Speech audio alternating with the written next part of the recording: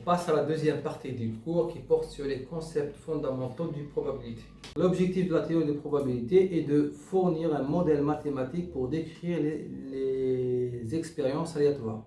La forme moderne des probabilités repose sur trois éléments: l'espace des états, les événements et la loi de probabilité. Donc, une probabilité c'est un outil qui permet de modéliser les phénomènes aléatoires. Pour pouvoir définir ce qui est une probabilité, alors on doit, puisque une probabilité c'est un outil qui mesure les faits aléatoires, c'est quoi une expérience aléatoire? Donc une expérience aléatoire, une expérience est qualifiée d'aléatoire lorsque son issue ne peut pas être prédite à l'avance et qu'elle peut produire des différents résultats sous des conditions identiques et similaires. Un espace des événements ou bien ensemble universel ou bien univers des possibles, donc on le note par oméga, c'est l'ensemble de tous les issues possibles d'une expérience aléatoire. Par exemple, si on lance une pièce de monnaie, alors l'espace de tous les possibles, c'est soit pile, soit face. On n'a pas d'autre issue différente de pile ou face. Si on lance deux fois la même pièce, alors l'espace fondamental ou bien l'ensemble fondamental, c'est soit face-face, ou bien face-pile, ou bien pile-pile, ou bien pile-face. Un événement. Un événement est une propriété qui peut être considérée comme réalisable ou non. Une fois l'issue de l'expérience, les issues de l'expérience est connue. Une expérience est faite, alors une propriété, si on peut qualifier une propriété d'être réalisable ou pas, alors la propriété va être appelée événement. Remarque, un singleton est ce qu'on appelle en probabilité un événement élémentaire. Voici un tableau qui résume les différentes terminologies ensemblistes et probabilistes. Donc je vous invite à faire une pause et de retenir ces différentes terminologies. Rappel de quelques propriétés. Donc si on prend A, B, C, trois événements, alors A union B est commutatif, A et B, la réunion est commutative, c'est-à-dire A union B égale à B union A, même l'intersection. De même pour l'intersection. Est associatif, c'est-à-dire qu'on peut déplacer les parenthèses dans la réunion ou est dans l'intersection. Et distributive, donc l'intersection est distributive à la réunion et vice-versa.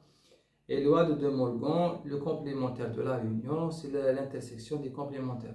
Et le complémentaire de l'intersection, c'est la réunion des complémentaires. Une tribu, ou bien une sigma algèbre,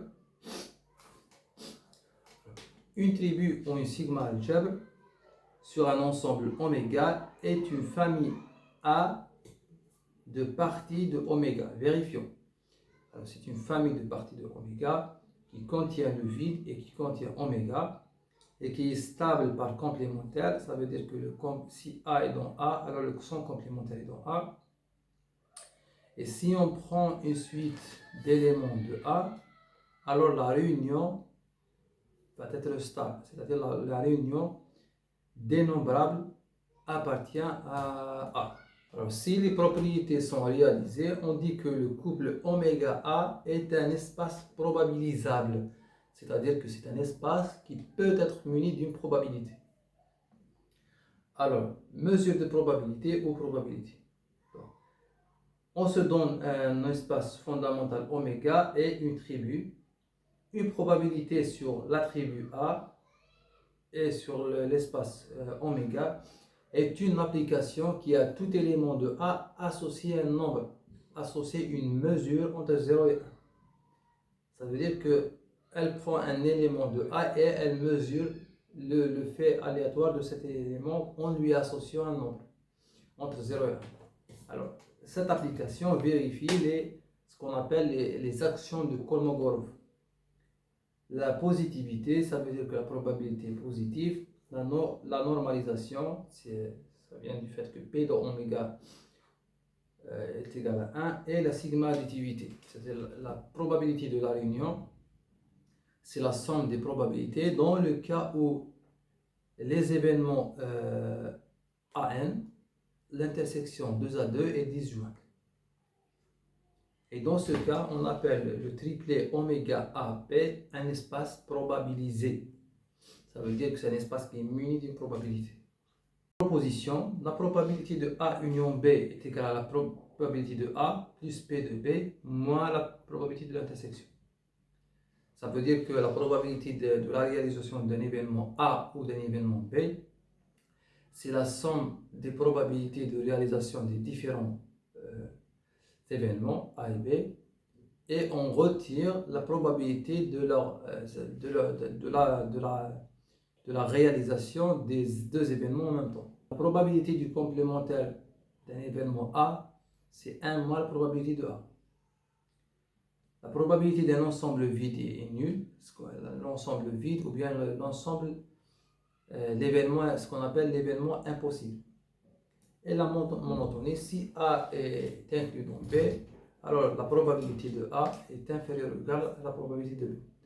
Ça veut dire que l'application probabilité est croissante et monotone par rapport aux événements. Si la probabilité d'un événement A égale 1, on dit que A est un événement sûr, presque sûr. Et si sa probabilité est nulle, alors on dit que A est négligeable. N'hésitez pas à me contacter via les adresses mail qui s'affichent à l'écran.